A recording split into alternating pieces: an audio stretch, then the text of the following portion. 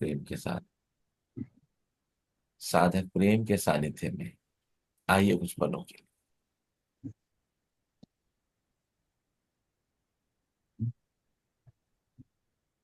नारायण हरि। नारायण। गुरुदेव के और परम गुरुदेव के शिष्यों में प्रणाम करते हुए सभी साधक जिनको ऐनक की आवश्यकता नहीं है उतार दें। सहारा लेना हो सहारा लेके बैठे। प्रयास करें कि तनाव मुक्त होकर बैठे। कोई बोझा बंधन लेने का विचार न रखें मन में।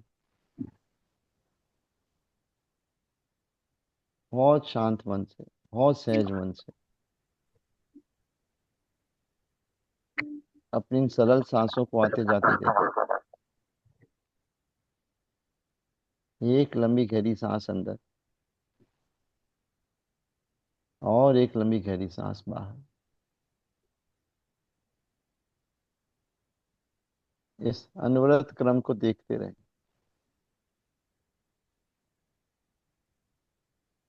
जहां तक अंदर भीतर जाती है वहां तक देखें। पीछा नहीं करना है और उसी गहराई से इसको बाहर आते देखें। फिर एक लंबी गहरी सांस अंदर और एक लंबी गहरी सांस बाहर।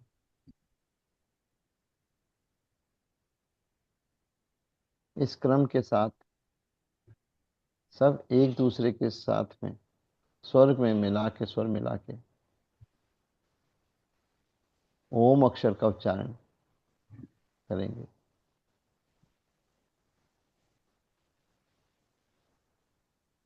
आ ओ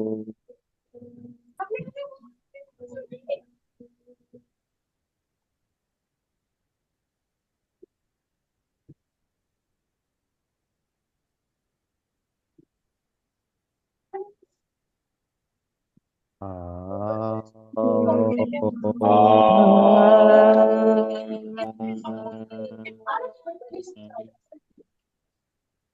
कुछ समय मेरे उच्चारण पे ध्यान दें। आ ओ ऊ के ये बराबर प्रोपोर्शनेट में लेना है। पहले 3 बार मैं कर रहा हूँ, फिर बाद में सब साथ। आ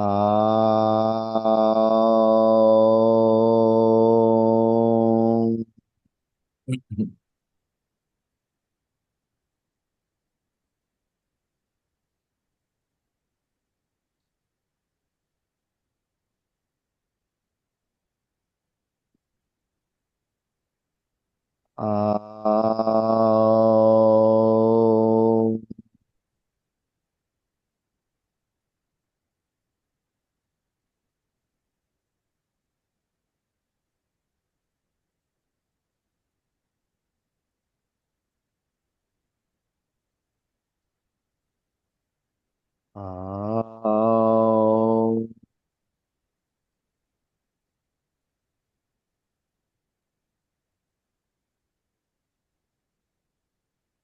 अब सब करेंगे। आ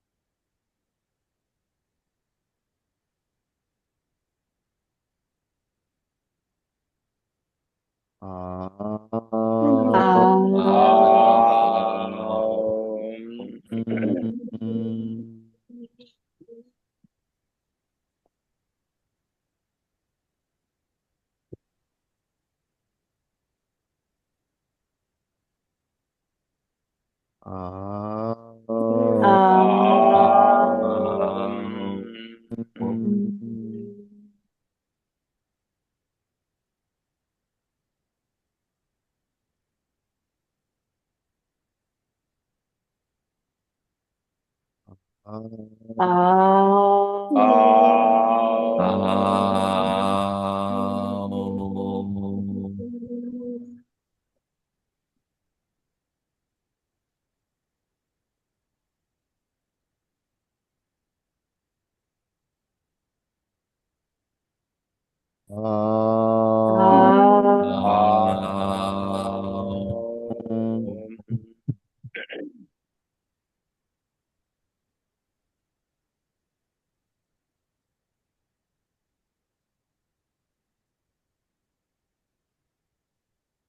आओ।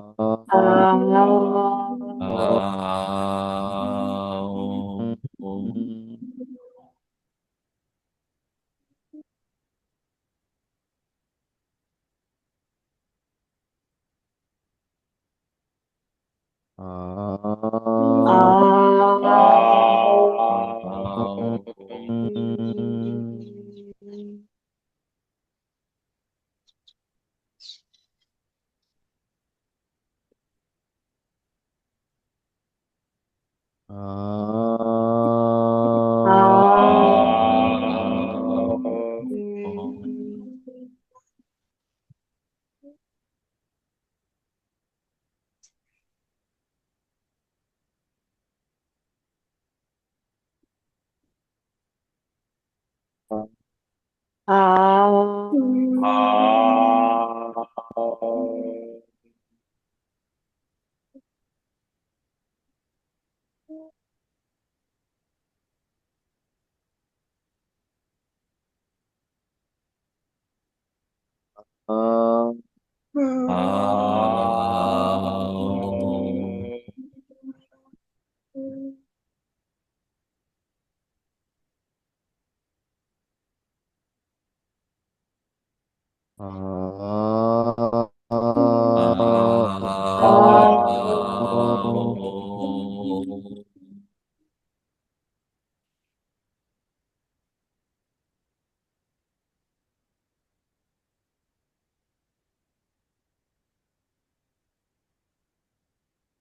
आओ। आओ।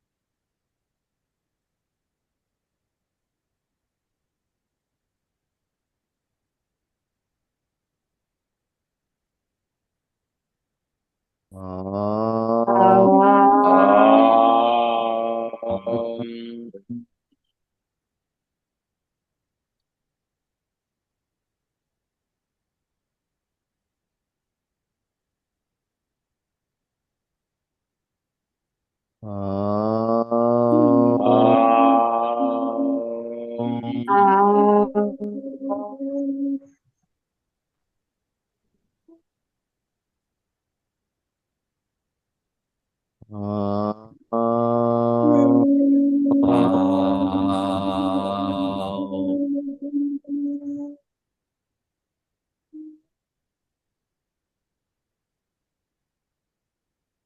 आओ।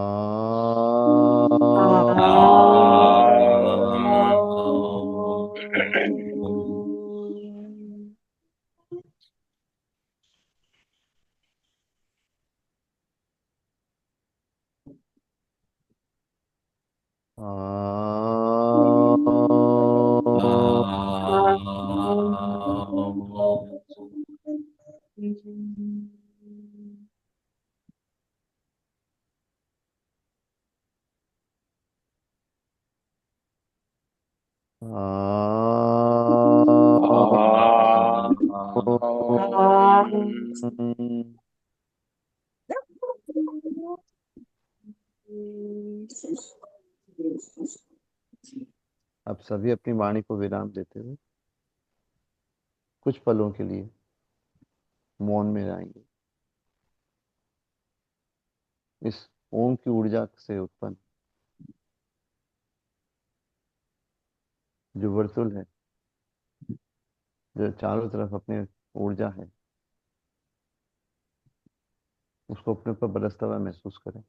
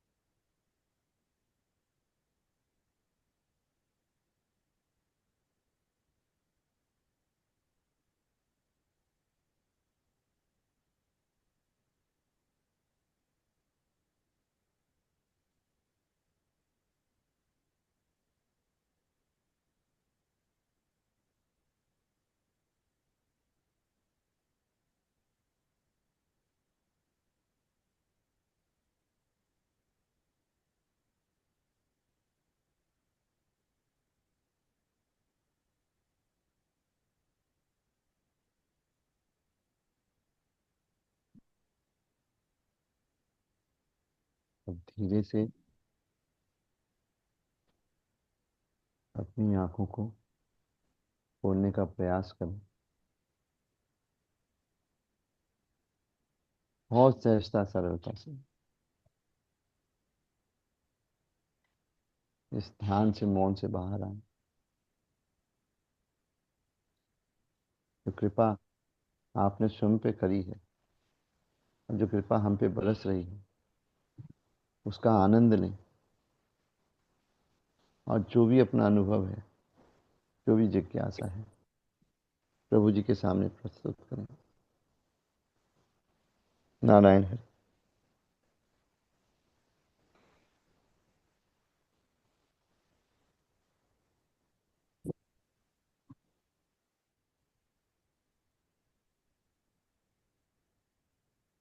राजेंद्र जी आ जाइए।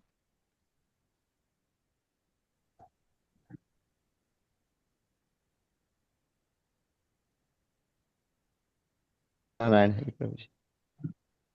आपका सबका आभार ये साधना कराने के लिए। धन्यवाद प्रेम, हम सबको बहुत अच्छे से ध्यान कराने के लिए। प्रेम की आवाज मुझे ही हल्की सुनाई देती थी या आप सबको सुनाई देती थी हल्की? जो भी हल्की थी व्यक्ति सब। हल्की थी ना, जो भी व्यक्ति साधना कराएं, इस बात का विशेष ख्याल रखें कि हर साधक के पास उनकी आवाज क्लियर कट पहुंचनी चाहिए। नहीं तो साधना में आप उतर नहीं पाएंगे। अगर वो प्रयत्न करेंगे आवाज के लिए, सुनने के लिए, तो चेतना सांसों पे नहीं कानों पे आएगी। है ना? ख्याल रखें। साउंड तो पूरी खुली हुई है। गुरुजी मुझे लगता है जो म का उच्चारण होता है ना, उसकी फ्रीक्वेंसी शायद अपने आप ही ऑटोमेटिकली लो होती है, तो वो लैपटॉप से या उससे मतलब कंप्यूटर से पास नहीं होता। मुझे ऐसा लगता है कि जो भी साधक साधना कराते हैं, आ ऊ तो सुनाई देता है, म शायद मुझे लगता है उसकी फ्रीक्वेंसी ऐसी है कि अक्सर सुनाई नहीं देता म। मुझे इनकी जो सामान्य वॉइस थी, आ ओ माँ की नहीं, वो भी बहुत हल्की सुनाई देती थी। जी। तो माँ तो शायद इनफैक्ट आता लीड नहीं है उच्चारण में, आवाज में। हम्म। है ना? तो थोड़ा ख्याल। और नहीं, लीड नहीं पड़ी, मेरे लगा लीड खराब हो गई, देखिए मेरी। हाँ, अभी ठीक आई जब आपने इसको पास लाए ना। हाँ, वो लीड खराब हो गई, अब लीड नहीं लेनी पड़ेगी। ऋचा की आवाज भी अक्सर हल्की आती है, अब भी हल्की थी। जी गुरुजी, मेरी लैपटॉप में कुछ मतलब मैं कोशिश पूरा फुल वॉल्यूम पे भी हल्की आती है, पता नहीं क्यों। वो डिवाइस के साथ करना चाहिए। है ईयरपोर्ट के साथ करना चाहिए, तब ठीक रहती है आवाज। ज्योति, उससे हमारे ठीक रहेगा, लेकिन ऑनलाइन जो सुनेंगे उनको दिक्कत होगी। नहीं गुरुजी, जैसे ये लैपटॉप से कनेक्ट किया हमने, कोई भी ईयर या प्लग किया, तो उससे जो इंटरफेरेंस है वो कम है, तो हमारी साउंड जाएगी पहले लैपटॉप में या फोन में, उसके बाद जाएगी। तो उसको कनेक्ट करके बेटर उसका प्रसारण हो।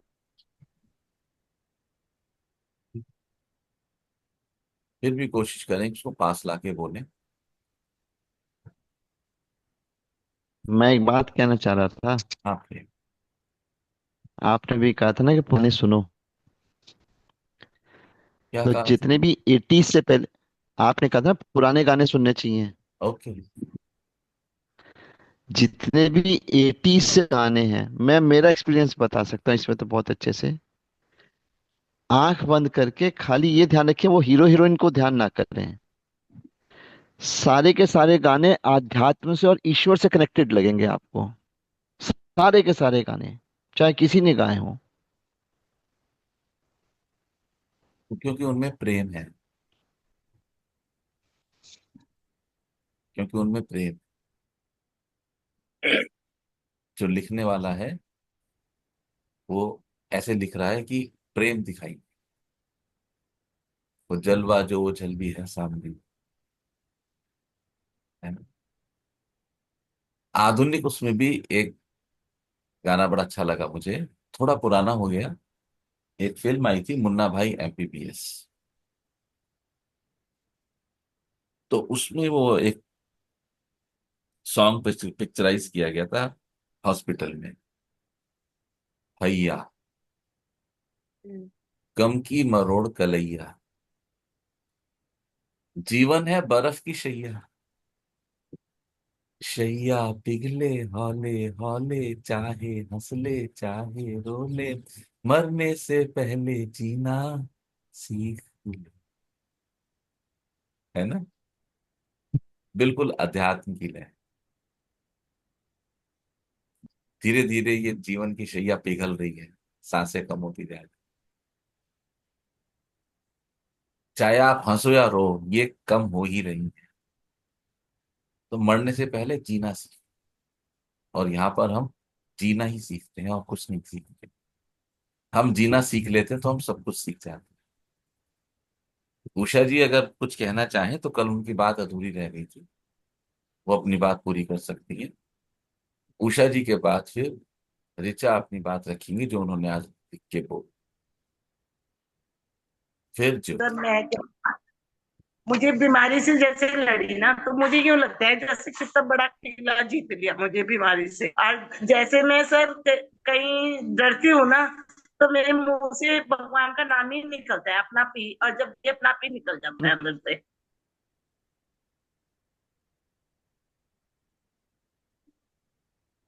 अभी आप उसको धन्यवाद दो कि तूने ये यात्रा सफल की। उसको पूछो कि मेरे लिए क्या सीख है, क्या लर्निंग है, क्या शिक्षा है इसमें, कि मैं ठीक थी, अचानक इतनी बीमारी आ गई, फिर ठीक हो गई, तो मैं इससे होके क्यों गुजरी। ऐसे आप उनसे ये प्रार्थना करो तो वहां से मार्ग मिलेगा। ठीक है। ठीक है, ऋचा बोलो। जी गुरु जी। प्रणाम गुरु जी, सभी को नारायण हरि। मुझे आजकल चक्र में बहुत रुचि हो गई है, विशेष रूप से आज्ञा चक्र।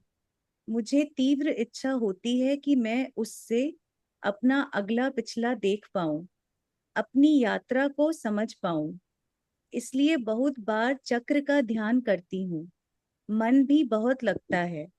मूलाधार और स्वाधिष्ठान की जगह कुछ तरंगे महसूस भी होती हैं कभी कभी। क्या मेरा ऐसा करना और ये खिंचाव ठीक है? कृपया मार्गदर्शन करें। आपका ऐसा करना पूरी तरह से गलत है, ये ऐसा आपको नहीं करना चाहिए। साधना में इतने वर्षों से आप जुड़े हुए हो, कभी गुरुजी ने आग्रह नहीं करा कि आप चक्रों को देखें या चक्रों पर ध्यान करें। किसी को कभी कुछ विशेष अवस्था में कह दिया हो तो बात अलग है। कभी नहीं, कभी नहीं। दो दोस्त थे, वो जाते थे किसी यात्रा में। तो एक दोस्त तो अच्छे से चल रहा था, पूरी ऊर्जा थी, और दूसरा दोस्त जो था वो थक जाता। तो कुछ टाइम तो दूसरे दोस्त ने थकान को बर्दाश्त किया, मैनेज किया। फिर उससे नहीं हुआ तो उसने अपने मित्र को कुछ देर बैठ लेते हैं। बैठ के फिर यात्रा शुरू की तो फिर वही व्यवस्था, फिर वही अवस्था, क्या करें। तो अब दूसरे दोस्त से रहा नहीं गया। उसने पहले दोस्त से कहा कि मित्र, हम मित्र हैं, साथ साथ यात्रा करते हैं, तुम नहीं थकते हो, मैं थकता हूं, इसका कारण क्या है। तो पहले मित्र ने कहा कि मैं कारण भी बता सकता हूं आपको, और आपकी अवस्था भी ठीक कर सकता हूं, आपको मेरी बात को मानना हो। उसने कहा मैं मानूंगा आपकी।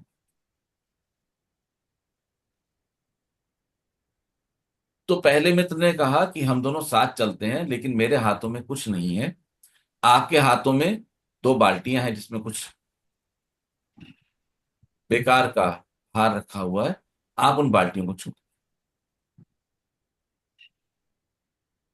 दूसरे दोस्त ने क्योंकि वादा किया था, बाल्टियां छोड़ दी। उन्होंने महसूस किया कि हाँ मेरे अंदर ऊर्जा काफी अच्छी है, और वो लंबी दूर तक निकल गए। लंबी दूर तक निकलने के बाद फिर वही अवस्था आ गई। फिर दूसरे मित्र ने कहा, तो पहले मित्र ने कहा कि अब आप सिर पे रखी हुई गठरी भी हटा दें। और ऊर्जा बढ़ गई, और दूर तक निकल गए। फिर वही अवस्था आई, लेकिन अब अवस्था देर से आ रही। फिर वही दूसरे मित्र का पहले मित्र को आग्रह, और फिर पहले मित्र का दूसरे मित्र को सलाह देना कि अब जो कमर पे बंधे हुए हैं उनको भी हटा, और इस तरह से पिंडलियों पे बंधे भी हटा दो, इस तरह से गले में टंगे भी हटा। और उस यात्रा में चलते चलते चलते चलते एक क्षण वो आया कि जैसे पहले मित्र के ऊपर कोई भोर भार बोझ नहीं था, ऐसे ही दूसरे मित्र के ऊपर भी कोई भी भार या बोझा नहीं रहा। दोनों की ऊर्जाएं बराबर। अपने ऊपर क्यों इतने भारी भारी वजन लेके चलते हैं? ये तुम्हारे बिलीफ सिस्टम,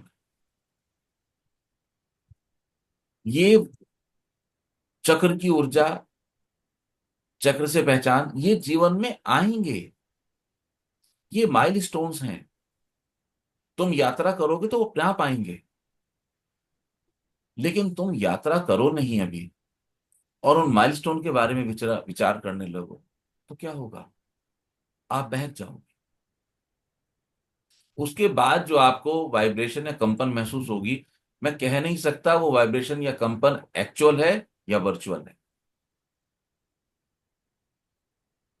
गुरु जी को पता है ना हमें क्या करना है। हम अपने कल क्यों लगाएं? हम क्यों चौथी क्लास के बच्चे को 12वीं की कैलकुलस की किताब थमा दें? वो स्कूल आना बंद कर देगा? वो नहीं आएगा। बहुत रेयर होता है जब गुरुजी चक्रों के नाम भी लेते हैं। द्वैत का नाम तो अक्सर होता है, और नहीं। आप क्यों फंसते हो चक्रों में? मत उलझो। जब जब आप अपने आप को इन भारी भारी कॉम्प्लेक्स शब्दों में उलझा दोगे। मैं कभी किसी डॉक्टर को बात करता हूं, अगर कभी अवसर लगे कोई बीमार है, मैं डॉक्टर से पूछूं तो वो अपने कॉम्प्लेक्स वर्ड्स में मुझे कुछ बताते, तो मैं बोलता हूँ ठहरो डॉक्टर साहब, मुझे कुछ भी समझ नहीं है। आप मुझे इसको सहजता से हिंदी में समझाओ, है क्या? या तो फिर ना भी समझाओ, लेकिन आप भारी शब्द बोल के मेरे आगे से नहीं निकल सकते, क्योंकि मैं कंफ्यूज हो जाऊंगा, मुझे आपकी बात समझ ही नहीं आएगी। तो मन जब आपको भारी भारी शब्दों में उलझाए तो मन को बोलो, भाई मुझे समझ ही नहीं आता है। आप कहते हो तो मैं शब्द लिख लेती हूँ, और मैं वहां चर्चा कर लूंगी, वहां से जो भी कुछ मुझे समाधान मिलेगा मैं उसके अकॉर्डिंगली चलूंगी। आप पाओगे कि आपका मन एकदम से अचानक सुक्त पड़ना शुरू हो गया। मन की खाद पानी खत्म, मन की खुराक खत्म। मत उलझाओ अपने आप को इन शब्दों में, मत उलझाओ। मैं प्रयोग के लिए कई बार, प्रयोग के लिए पढ़ने का तो मन करता नहीं, तो सुन लेता हूँ। तो मैंने पिछले दिनों एक ऑडियो सुना, बहुत भारी शब्द थे, 2-3 मिनट भी बर्दाश्त नहीं कर। और मुझे पता लग रहा है शब्द भारी हैं, उनका अनुभव है। क्या करें? कुछ नहीं कर सकते। तो बिल्कुल आराम से चलो। अपने आप को किसी भी कॉम्प्लेक्स सिचुएशन, कॉम्प्लेक्स वर्ड, और किसी भी कॉम्प्लेक्स वर्चुअल वर्ड में मत उलझा, क्योंकि आप अपने मूल से हटे, और वहां जुड़े जो आपका मूल नहीं है। मन सक्सेसफुल हो गया तो मन लगेगा। आप मन को इतना बताओ कि हाँ, वो जो भी कोई चक्र का नाम ले, स्वादिष्ठान है या आज्ञा चक्र है, जो भी कुछ ले, वो करूंगी, एक बार वहां कंफर्म कर लेती हूँ बस। आप पाओगे मन बिल्कुल बैलेंस। और यही कारण है, आपने कल अपने पे अच्छा कार्य किया। यही कारण है जो कल आप कहते थे कि साधना में मन कम लगता है। अपने मन के मार्ग पे मत चलो। भगवान ने इसको गीता में मन कल्पित घोर तप कहा है। मनों की कल्पना से जो आप घोर तप करते हो, इसको भगवान ने कहा ऐसा मत करो। एक सिंपल सा रास्ता है हमारे पास, उस पे चले। आनंदमयी को तो सच्चे अनुभव थे। इनके पास लोग आने लगे दो चार पूछने के लिए, बताओ क्या करें। इसने कहा मैं क्या करूं, मैं किनारे करूं। हम चाहते तो आनंदमयी को वहां अवस्थित कर सकते थे, और इसमें जो इनको गाइड कर रहा है उसकी भी प्रशंसा होती, उसकी भी प्रेज होती। लेकिन नहीं, अनुभव ले लिया, अब चलो आगे। क्योंकि जैसे ही आप वहां रुकोगे तो आप फंसोगे।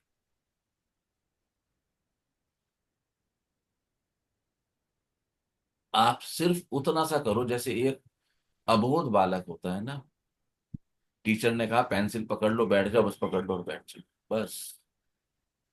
मुझे आता ही नहीं एबीसी, मुझे यही नहीं पता कि पेंसिल से लिखने का कार्य हो सकता है। लिखना क्या है मुझे ये भी नहीं पता।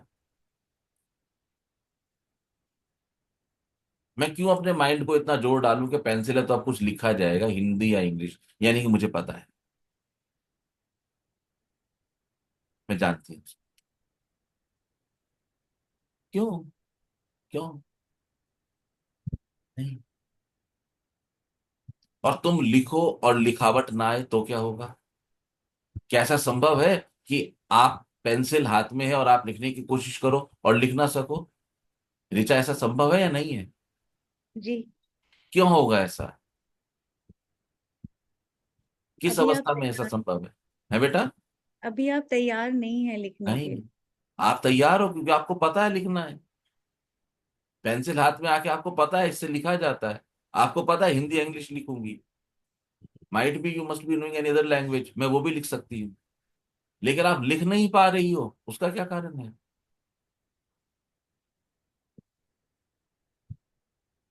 नॉलेज नहीं है गुरुजी, लिखना चाहती हूँ पर नॉलेज भारी होकर सोचना नहीं है। हो सकता है पेंसिल बनी ही ना हो, तो बनी ही ना हो पेंसिल, क्या करोगे? हम्म, अभी शार्पनर की जरूरत है, अभी पेंसिल की नोक तैयार करनी है लिखने के लिए। हो सकता है गुरुदेव उस पेंसिल को तैयार कर रहे हैं।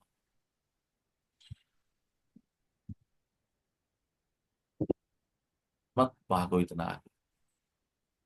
जैसे जैसे आप ये वजन उतारोगे, आपको यात्रा में आनंद आने लगेगा। ये निर्भर होने की यात्रा है, भारहीन होने की यात्रा है। कभी सपना है आप लोगों को, और आप लोग किसी को दिया हो, अपने को उड़ता हुआ देखें या तैरता हुआ देखें, अगर कभी किसी को अनुभव हुआ हो, बड़ा आनंद आता है, बड़ा आनंद आता है। मेरे अनुभव में इससे बड़ा आनंद का अनुभव बहुत कम। बड़ा आनंद आता है। तो निर्भर हो जाओ, मत फंसो अभी चक्रों के चक्कर में। अभी तो गुरुजी ने यही स्पष्ट नहीं बताया कि 5 है, 7 है, 9 है, 11 है, कितने हैं। अभी तो यही नहीं पता। बस एक मोटा मोटा सा अंदाज बताया कि है, ऊर्जित होते हैं, और फिर वो कहते हैं कि ना आ जाओ, तुम्हारे चक्रों को मैं बैलेंस कर दूं। ठीक है ना? बहुत अच्छा काम किया आपने अपने पे। अभी आप अपने आप को ना इस तरह से एक वजन हटाओ, जो कंधों पे, गले में, भुजाओं में है ना, कमर पे जो वजन है, इसको हटाओ, छोड़ दो इन बाल्टी। और ये तुरंत छूटती है। और जैसे ही वजन छूटेगा, तुरंत हाथ हल्के होंगे, तुरंत आनंद आएगा। आज भार छोड़ोगे, कल नहीं, अब नहीं आएगा। क्या आपको आपकी बीमारी क्लियर हो गई जी गुरुजी। और आपको उसका हल मिल गया? जी गुरुजी। अगर आप उस हल को ठीक से प्रैक्टिस करोगे तो इस हफ्ते आपको साधना के अलग आनंद के अनुभव। ज्योति कुछ कहना चाहते हैं? कुछ और कहना है ऋचा? हाँ ज्योति। कि एक तो कल की बात से थोड़ा मेरे मुझे कंफ्यूजन है, वो क्लियर नहीं है। जैसे बात हुई वो तो ठीक लगा मुझे कि जीवन के कल से जीवन जीवन जीने में जो एक्सपीरियंसेस है उससे प्रश्न आते हैं। लेकिन गुरु जी अंदर कहीं से आएंगे, जैसे कि अंतर मन अगर है, फिर एक भौतिक मन है, बुद्धि मतलब मैं उस तल पे अगर सोचूं तो वहां से कहीं से नहीं आएंगे। कहाँ से आएंगे मुझे क्लैरिटी नहीं है। कोई बात, ये कई लोगों ने कहा था अंतर्मन से प्रश्न आते हैं। अंतर्मन को हर चीज क्लियर है। अंतर्मन के आगे कोई रहस्य का पर्दा नहीं है। जिसको पता है वो प्रश्न नहीं पूछता। जिसको पता है उसको पूछने की गुंजाइश नहीं है, वो नहीं पूछता। अंतर्मन से प्रश्न नहीं आते हैं, अंतर्मन से मार्गदर्शन आता है। देखो, दो बातें हैं। आप एक सड़क पे जाएं और आगे आपको एक और व्यक्ति, आप कंफ्यूज हो मुझे किधर जाना है, और आप एक व्यक्ति को पूछें कि मैं किस तरफ से जाऊं, तो वो आपको एक दो तरह का उत्तर दे सकता है। एक उत्तर में वो कह सकता है कि आप इस तरफ से जाइए। एक तो कहता है भाई मैं भी आपके जैसा हूं, मुझे नहीं पता। दो ही उत्तर, और कोई। तो जो व्यक्ति कहे हाँ मुझे पता है, वो आपसे नहीं पूछेगा कि भाई मुझे भी रास्ता बता दोगे, इधर जाओ मैं होके आ रहा हूँ। या कई बार आपको मिलेगा, लोग बोलते हैं अब तो जीपीएस हो गया।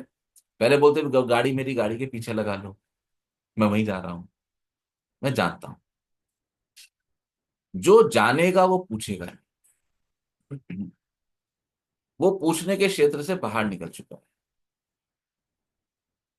अगर आपको ऐसा लगता है कि अंतर्मन से प्रश्न आते हैं, तो अभी आपने अंतर्मन की बनावट और गुनावट को ठीक से जाना नहीं। अंतर्मन साक्षात ईश्वर तत्व है, या साक्षात ईश्वर है, या तो साक्षात स्वयं आई है मैं हूं, जिसको मेरे पूर्व के सभी जन्म और कर्म के बारे में अंदाज है, पता है।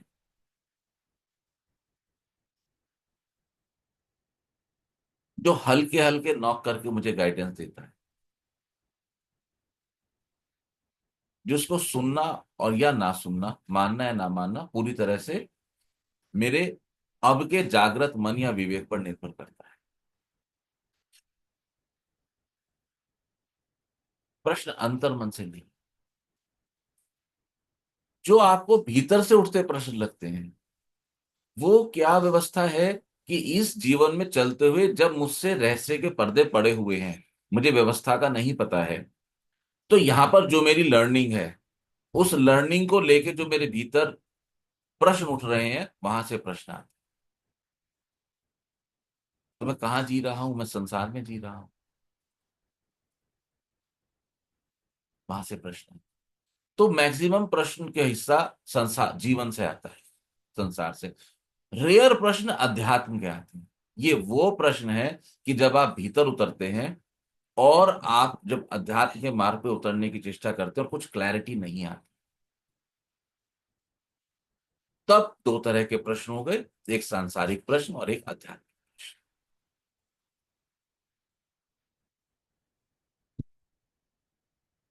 लेकिन वो प्रश्न भी अंतर्मन से नहीं आते हैं। अब जो आपके आध्यात्मिक प्रश्न है, सांसारिक प्रश्नों पे भी अंतर्मन उत्तर देता है।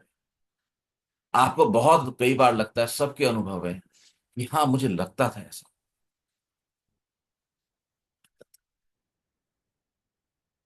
लेकिन उसको कभी कनेक्ट नहीं कर पाए न। रुद्रप्रिया इसका सर्वश्रेष्ठ एग्जाम्पल। जब मेरे ख्याल से दो तीन तीन या चार साल पहले, जब मैं रुद्रप्रिया के घर गया, और जब नेंदे बाबा जी का सारा प्रकरण हुआ, और जब मैंने उनसे कहा कि इस स्थान पे वो शक्ति का स्थान है, तो रुद्रप्रिया और सहज ने कंफर्म किया। रुद्रप्रिया ने बहुत जोर देके कंफर्म किया कि हाँ गुरुदेव, पर्टिकुलर इस जगह पे मुझे कोई शक्ति खड़ी हुई महसूस देती थी।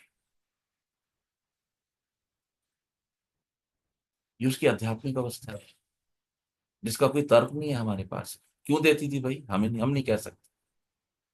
क्योंकि वो आपके पूर्व जन्म का कोई संस्कार है, कोई कर्म है।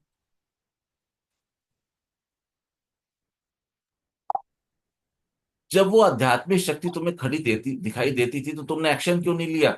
मेरे को मार्ग नहीं है, मेरे को समझ नहीं आता है। तो ये क्या अवस्था है रुद्रप्रिया? गुरुजी, ये मेरी आध्यात्मिक प्रश्न की अवस्था।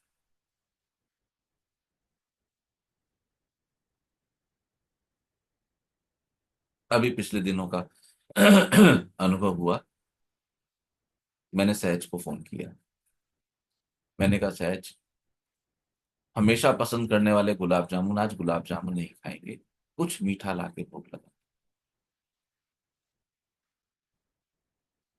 क्योंकि मेरे को कोई उत्तम वाइब्रेशन नहीं है।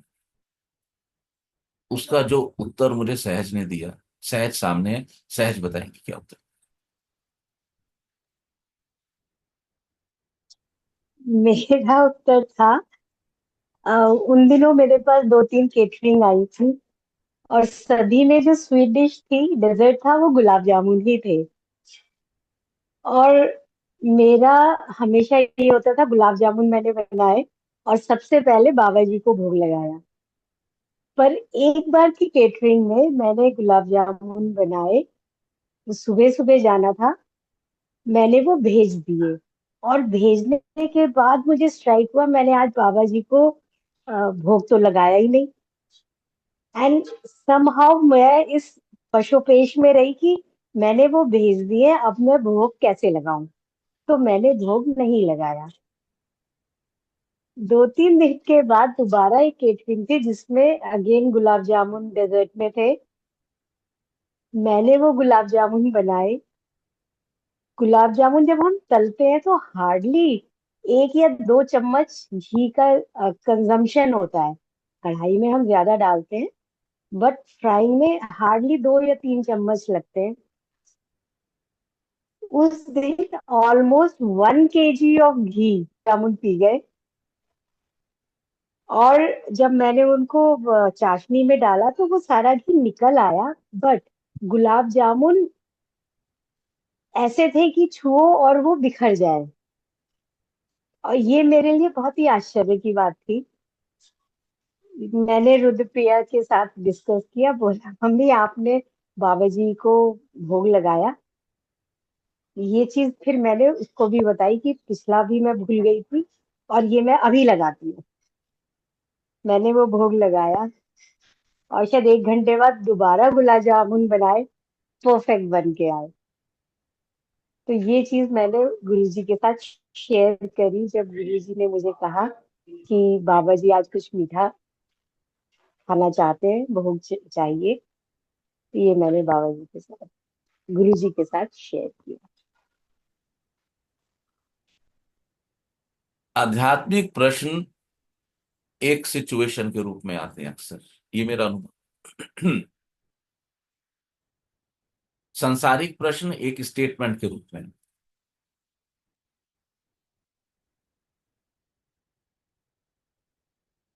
आप लोगों को लगता होगा कि मैं जिस प्रश्न का उत्तर बहुत एक लाइन में दे सकता हूं, उसके लिए मैं उसको एक्सप्लेन करता हूं, क्योंकि मैं समझता हूं कि मैं आपके अंतर्मन के प्रति उत्तर देने के लिए उत्तरदायी, आपके प्रति। आपके अंतर्मन तक वो बात पहुंच जाएगी, बैठ कर जाएगी। कल हो सकता है आप मेरे साथ कनेक्टेड रहें, आप मेरे साथ कनेक्टेड ना रहें, संसार की रीत है, हमारा कितना साथ है, लेकिन जो चीज अंतर्मन तक पहुंच जाएगी वो आपके साथ रहेगी। और जैसे सड़क की हर मोड़ पे लाल बत्ती लगी है आपको गाइडेंस देने के लिए, आपको नियंत्रित करने के लिए, आपको मार्ग देने के लिए, मेरा पूरा विश्वास करें आप, जीवन के हर पहलू पर, जीवन के हर कदम पर देवात्माएं खड़ी हैं हमें मार्गदर्शन देने के लिए। हर कदम पे खड़ी, आपको हर कदम पे मार्गदर्शन मिलेगा। इस चीज पे आप कभी संदेह मत करना। आप तैयार हो, बस आप तैयार हो। यदि आप तैयार हैं तो मार्गदर्शन ऑलरेडी है, बस आप तैयार होना चाहिए। ज्योति, आपको अपने प्रश्न का उत्तर समझ आया या भी नहीं समझ आया?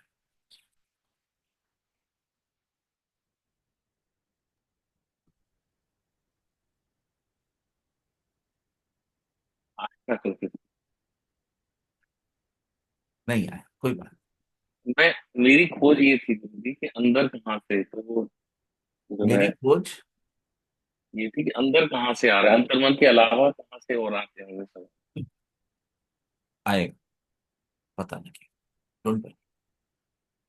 आपके रिएक्शन से मुझे पता लग गया कि आपको अभी आपके प्रश्न का उत्तर नहीं मिला, मिल जाएगा। मैंने आप लोगों को हमेशा चर्चा में किया है कि वास्तु और एस्ट्रोलॉजी के बहुत सारे सूत्र मुझे अचानक ही क्लियर,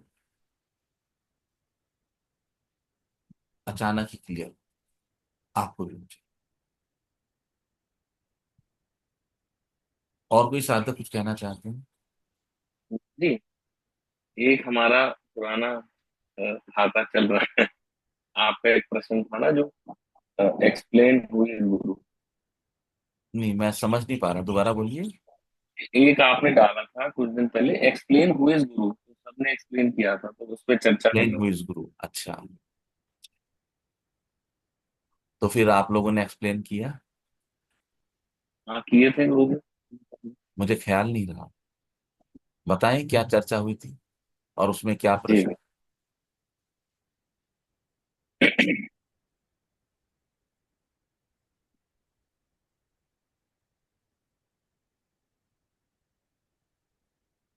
गुरु जी 15 अप्रैल को आपने डाला था, bless you all, explain who is गुरु। तो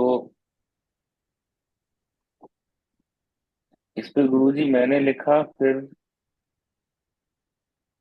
राजेंद्र जी ने लिखा, आरती, ये आनंदमयी, प्रेमानंद, 15 अप्रैल के से है गुरु जी।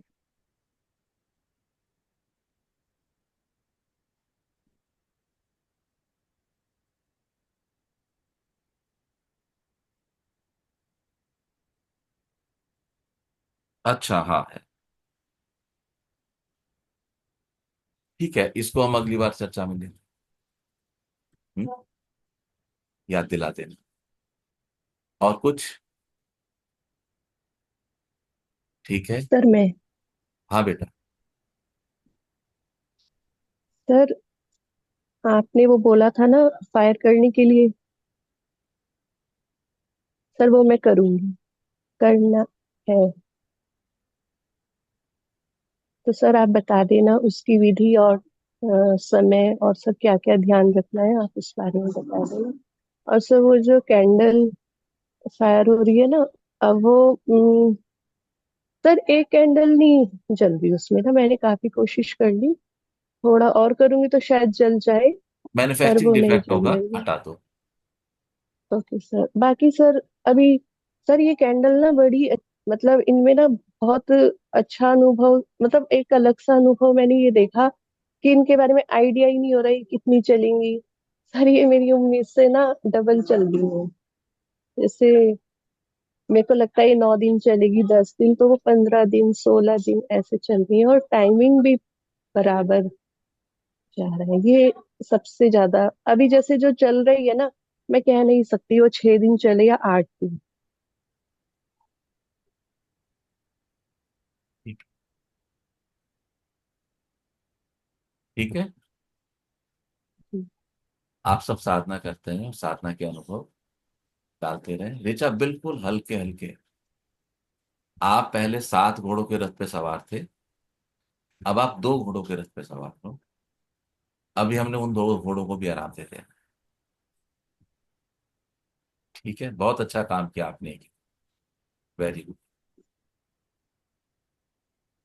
आप सबका बहुत बहुत धन्यवाद। जल्दी मिलते हैं। आप सब साधना करते रहें और अपने अनुभव ऐसे ही रखें। सबको नारायण। नारायण। अरे